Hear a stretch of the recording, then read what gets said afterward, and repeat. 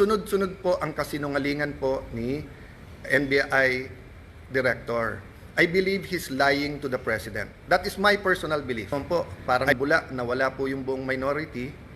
Pagkatapos wala kaming narinig hanggang mga 10:30. Nung sinabi lang po, ay 9, 10, I don't know the time anymore. Nung sinabi lang ni Senator Camille that we're okay, dun lang nagparamdam yung iba. And then the Secretary posted in his Facebook na staged without waiting for the investigation. Hindi ako nakatanggap ng tawag sa kanya na kamusta na mga senador, kamusta kayo? I promise barilin ang mga senador. My family, kayo po sa minority, mas importante sa inyo ang 2028, mas importante sa inyo ang Senate presidency, kaso sa buhay ng mga kasamahan nyo. O sige, tanggapin ko na yun. Tanggapin ko na kung meron utak pulbura, meron din utak politiko, but you're willing to see the Senate that way, and you're willing to join the narrative, to flip the narrative to say that since I got there, magulo ang Senate. Why? Kailan naging crime ang magpalit ng Senate President? Praise God for this opportunity to tell you the truth, to report, to react, and to make an appeal. First, sa mahal nating Panginoon, and second, sa ating mga kababayan. First po, ang aking pong appeal sa lahat is we start focusing on the truth and the whole truth. Half truth, hindi pa rin po truth yon. So let me narrate the facts to you and let me tell you the truth. Magandang hapon po sa inyong lahat. First truth, hindi po magulo ang Senado. Uulitin ko po, hindi po magulo ang Senado, ginugulo po ang Senado. Iba po yung magulo, iba po yung ginugulo. So it has been confirmed, mismo pong yung Sergeant at Arms na inappoint ni Senator Soto, former Senate President, at mismong ang NBI Director ang nag-confirm na nung Lunes ay pinayagan yung NBI sa loob ng Senado para po arestuhin si Senator Bato. Makikita nyo ang intensyon din po ay wag po siyang pabotohin. Yung po ang intensyon. Kung ang intensyon lang po ay arestuhin siya, pwedeng mahinahon na umakyat sa session hall, magpaalam at saka iserve ang warrant. So fact number 1, katotohanan number 1, nakakalat yung mga NBI sa Senado nung Monday para pigilan si Senator Bato na bumoto. Fact number 2, masasabi ko na pong facto ngayon kasi po nagawa na namin. Fact number 2, hindi totoo po ang propaganda ng dating majority, ngayon ng minority, yung propaganda po ng mga dean of the law schools, and I'm asking these deans to issue an apology. Naniwala po sila sa propaganda. Let me correct myself, Naniwala sila sa propaganda. Yung propaganda is that the new majority is here to stop the impeachment. We received the impeachment sa gitna ng kaguluhan Wednesday night. I signed the letter yesterday, sent it to the House of Representatives, na-receive na po nila, at nakalagay sa sulat na ayon po sa rules ng Senado, kasama sa order of business sa Monday, and kung walang magque-question ng rules, at sa aming caucus nag-agree walang magque-question ng rules, ng impeachment rules, sa hanay po ng majority, o sa aming pong 13, therefore we can already convene as an impeachment court on Monday. So lahat po ng kinakalat nila, na ito po'y lahat na nagaganap, para protektahan lang po ang isang tao, ay hindi katotohanan. Hindi po kami magko-convict dahil lang po sa politika, hindi rin po kami mag-a-acquit dahil sa politika. Impartial impeachment trial ang nasa konstitusyon, yun po ang balak naming gawin. So truth number 1, NBI ang lumusob at pumasok sa Senado at nakipaghabulan sa isang senador kahit pwedeng hintayin na lang sa session hall or sa office of the President. Fact number 2, ginugulo nila kasi nasira yung kanilang narrative. So fact number 2, pwede nang mag-umpisa sa Monday ang impeachment trial. Ako nga'y medyo nababahala kasi baka gamitin yung issue na to para maraming magsalita sa Monday tapos sa amin ibabalandra kung bakit may delay sa impeachment. Fact number 3, kinausap, inimbita ko sa opisina ko, sabi ko pwede pa siya magsama pero pinili niyang mag-isang pumunta sa office. We had a number of senators there and sinabi po ni NBI Director, he will follow the Senate and he will not arrest sa loob ng Senado. We told him to submit the warrant para makita namin. Sabi niya nung Lunes, Tuesday niya isasubmit kasama ang sulat. Pinayagan namin iuwi niya yung 10 operatiba niya, agents niya, with the condition na ibibigay niya yung spot report. Hanggang kahapon po, hindi binibigay. Ang alam ko hanggang today, hindi binibigay. Pangatlo po, sabi niya, hindi siya kikilos, hindi niya pakikilusin ng NBI nang walang coordination sa amin. Wednesday morning pa lang po, may reports na po kami na naglalabas-pasok po ang mga NBI agents. Naka-alert na po kami ng Wednesday. Pagdating po ng hapon ng Wednesday, paulit-ulit sinasabi po sa akin na meron pong NBI agents na naka-full tactical gear. Ibig sabihin po, naka-uniforme, may vest, may mahabang armas na nasa GSIS. Nagbigay ng contact person si NBI Director Matibag. Tinawagan namin yon at sinabi niya, pinapaabot ni Director, walang NBI sa Senate, walang NBI sa GSIS. Nung hapon, umakyat sa akin si General Mao at nagsabi po sa akin na may nangyayari sa mga pinto at yung GSIS ay nagsasara ng mga pinto at nagsasabing kahit senador po ang dadaan doon ay kailangan inspeksyonin. Sabi ko kay General Mao, paki-anyaya sa head ng GSIS, administrator yung nagamit niya noon, I think he meant GM. Sabi ko, I'm willing to talk to him very calmly, please call him. The next thing I knew, meron na daw mga armado doon. I asked them to call NBI ulit. Sinabi na naman nila na wala. Samantalang kitang-kita na ng mga nakasuot ng NBI. The next thing we knew, may mga putukan na at akala po namin yan ay mga fireworks. Nagpuputukan na pala po sa baba. Still, they were denying that NBI yon. Kahit na yung mismong winarningan nila ay nagsabing NBI sila. So please look at the context.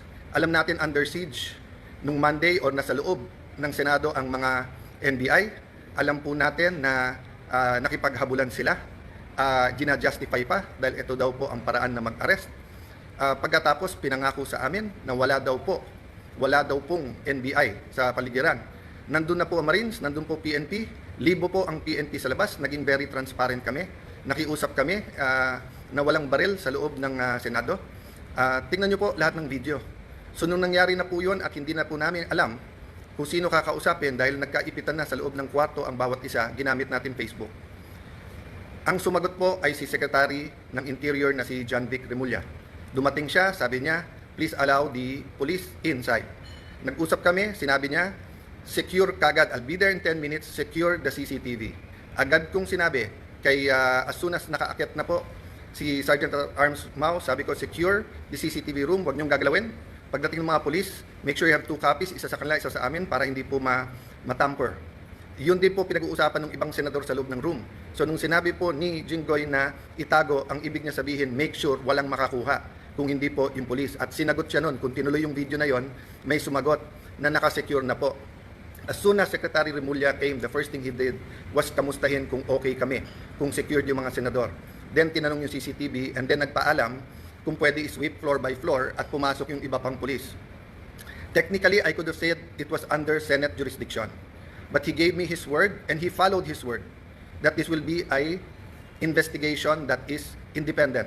So dalawa po, joint investigation to. Lahat po ng CCTV agad binigay. Pangalawa po, lahat ng crime scene hindi po namin tinago. In fact, sa GSIS hindi kami makapasok, pulis lang. Kaya bago umuwi si Secretary Remulla at si Chief PNP Nartates, hiningi ko na makapasok din po. Kasi nung una, inilalabas ang narrative ng iba na wala daw putok from the other side. Nung una, isa pa lang ang nakitang putok o bala na tumagos galing sa kabilang side. Pero nung pinayagan kami sa loob at nung pagkatapos po na inusisa ng mabuti ng PNP, nakita po na may at least 5. So what am I saying here? This is the results of the independent investigation so far. The President, and I thank him for calling, checking how we are, and assuring us that he told everyone to stand down, the military, the PNP, and the NBI. But I told him, sir, the NBI has been lying to us. Sabi niya, hindi, susunod sa kanya yung NBI. Sabi ko, sir, with all due respect, nandito naman si Sec John Vic, siya na mag-report sa'yo. So, dun sa mga nagsasabing this is staged or whatever, di ba, we allowed every single transparency measure, we allowed the investigation. In fact, pag-akyat namin ng 5th floor, kahit wala sa usapan, sabi po ni Secretary Remulla, ibaba ang mga armas ng USAA. I saw his wisdom para nga hindi magka-inkwentuhan, para hindi magkaroon ng miscommunication or hindi questionin ang intention ng bawat isa. Pinababa ko sa mga USAA yung mga armas. Sa 5th floor yon. We went to the 1st floor, nakita nyo naman yung press con. After the press con po, may nahuli na sinasabi niyang confidential assistant, confidential agent po siya. Confirm po yan at kinasuhan na po yan. At sinabi din po niya kung sino nag-utos sa kanya na taga-NBI. It is about this time na nagsimula pa lang mag-iba ng narrative ang NBI. Biglang umamin na nandun at biglang may sulat daw na ang GSIS ay nag-request ng security.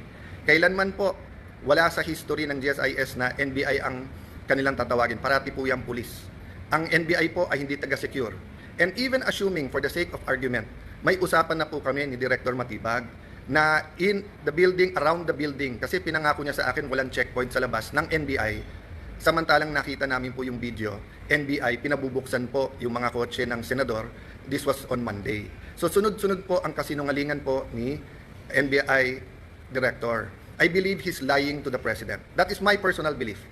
I believe he is giving him false narratives. Kasama po nila si Senator Trillanes nung Monday. Senator Trillanes had no personality to do that, but he is in coordination with many. Let me express my sadness, my regret. First time po na ganito nangyari sa Senate. Usually po, nabangga lang, nauntog lang yung isang senador, nadapa. Nandyan na yung 24 to see how you are. Usually po, may threat pa lang sa Senate, pupunta na dyan lahat to see how. But makita nyo naman po, parang bula, nawala po yung buong minority. Pagkatapos, wala kaming narinig hanggang mga 10, 10:30. Nung sinabi lang po, 9, 10, I don't know the time anymore. Nung sinabi lang ni Senator Camille that we're okay, dun lang nagparamdam yung iba. And then ngayon, sunod-sunod, galing sa minority, pinagbibintangan pa ang majority at ang Senado. Pinaligiran tayo ng NBI, naka-full tactical gear. When we defended ourselves sa Senado, sasabihin nyo pa, nakakalungkot at magulo ang Senado. Nakakalungkot po because never nangyari to sa institusyon ng Senado. Even po yung mga kapatid natin sa kaliwa, sa progressive group, nandyan po ako nung Batasan 5, hindi natin pinayagan na arestuhin kayo dyan sa loob. Kasama ko pa ho si Senator Lacson noon na binisita kayo. Binigay namin ang moral support. So alam nyo po anong ibig sabihin po ng courtesy ng wag mag-aaresto sa Batasang Pambansa or dito po sa Senado. Having said that po, there are different issues na sinagot ko na sa inyo. But I'm going live today because I heard the Ombudsman will do an independent investigation. That is good news. But I also heard that he issued a suspension against General Mao. Assuming for the sake of argument that it is a valid suspension and the reason is preventive suspension para hindi magulo yung investigation, number one, there is a duty to inform us so that we can replace, so that we can make sure na safe ang Senado. Remember, the impeachment is going to start on Monday. On Monday. So how can we secure and make sure matuloy at hindi na naman kami guluhin tapos kami na naman ang pagbibintangan? Number two, bakit po, and I like to honor and express, diba, that in my dealings with the Ombudsman, Boying Remulla, it has always been with respect. We many times disagree, but he, to me, had an open mind. We disagree in legal, but he listened. If he disagree, he disregards. If he agrees, so let me just appeal to the Ombudsman, suspend also the NBI Director because he is more a suspect than General Mao dito. We do not want to set a bad example in the independent investigation and we do not want to put the Senate in harm's way. If we tell the OSAA, the Marines, the PNP who are all there, that pagka may armed men all around the Senate, we cannot defend ourselves. Sino po sa inyo mga kababayan, pag may winorningan na kayo na wag na kayong lumapit sa bahay namin, lumapit sila naka-full tactical gear at meron pong mahabang armas. Sino sa inyo hindi magve-verbal warning na umatras na kayo? At pag hindi po kayo umatras, sino sa inyo ang hindi magwa-warning shot? At ine-expect nyo kaya nga warning shot ay aalis at uuwi na sila. Pero ano po ang naging reaksyon? Bumaril po paloob ng Senado. It is the first time, ang alam ko lang po may barilan sa Batasan nung kudita. I don't remember now if that was 87 or 89. And I don't even know if it was inside the Batasan. Pero it is the first time na Senado babarilin sa loob ng Senado. Lahat po ng Senate media were in the second floor. They have footages po. The investigation can be done independently. I have held off from the Senate investigating ourselves. Diba? We can also investigate. But I don't want this to be political. I want it to be calm. I want to respect yung sinabi ng Presidente. And I assume, good faith, I assume he was telling me that based on the information he had at that point. I take offense that the Executive Secretary posted in his Facebook na staged without waiting for the investigation. Hindi ako nakatanggap ng tawag sa kanya na kamusta na mga senador, kamusta kayo? uh, I promised my family and some people I will not be emotional in this broadcast. But ito lang po ang pahatid ko po sa lahat ng executive department.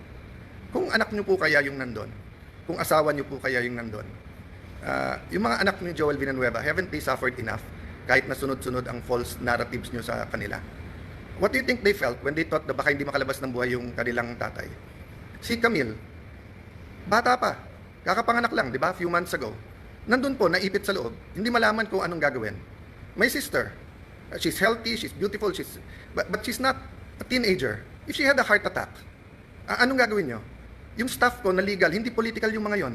Hindi marunong sa politika, they just joined me this term. Traumatized silang lahat.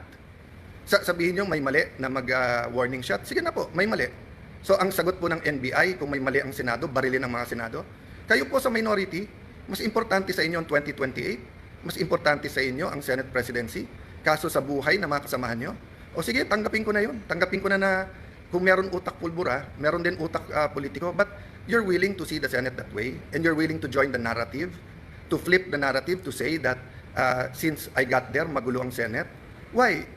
Kailan naging crime ang magpalit ng Senate President? Sino ba nagpapasok ng NBI kaya nagkagulo nung Monday? Hindi ba si Senator Soto? O, sino ba nagpadala ng NBI nung Wednesday kaya nagkagulo? Hindi ba si Director Matibag? Sino nag-utos sa kanya? I believe the President told him to stand down. But anyone below the President could have said, no, ako sundin mo, tumuloy kayo doon. He could have called me and tell me na huwag kayo maalarma, nandyan. When my sister called, anong sinabi niya? When Senator Loren, he kept on denying. Nung sinabi ng sister ko from the back, kasi hindi na namin malaman nangyayari, do your job. Pinagsisigawan yung sister ko na huwag mo akong sigawan. Yan po ang response ng ating NBI director nung akala niya, nung nalaman niya na under attack ang Senado. Hindi niya sinabing, ma'am, susugod, ma'am, titingnan na, ma'am, pupull outin, ma'am, tatawagin namin ng DND, ma'am, tatawagin namin. Hindi. Ang sinabi niya, huwag kayong sisigawan. So mga kababayan, kung tumawag kayo ng 911 at sinabi yung nilulusob ng mga bahay niyo, may mga armado na puputukan, at ang sabihin ng taga 911 sa inyo, huwag niyo ako sigawan, ano po mararamdaman niyo? So I have held back emotions. I have tried to answer as much as I can. I have a narration of facts. I have the videos. I could have made accusations yesterday sa harap ng media. They know what really happened. But I didn't. Why? Because our country is in several crises right now. The crisis brought by the oil shock. So I want the 5 or 7 bills that can help us. Tinawagan pa ho ako ng DepDev, yung dating NEDA na secretary, kasi biglang kinancel ang LEDAC sa Tuesday at sabi ko, willing ba akong ituloy? Ikaw, willing po, dahil napaka-importante to. At sabi niya may i-discuss na new taxes na importante. Sabi ko, willing to listen. O yung pala, sinasabi ng mga kasama namin, kinakausap at tinatawagan at yung iba'y tinatakot dahil kailangan daw magpalit ng Senate President sa Monday. Politika na po yun, isang tabi natin yun. Let's go back to the main issue. The integrity of the Senate. The President used to be a senator, he understands this. That's why he went on national TV. I believe that's why he called.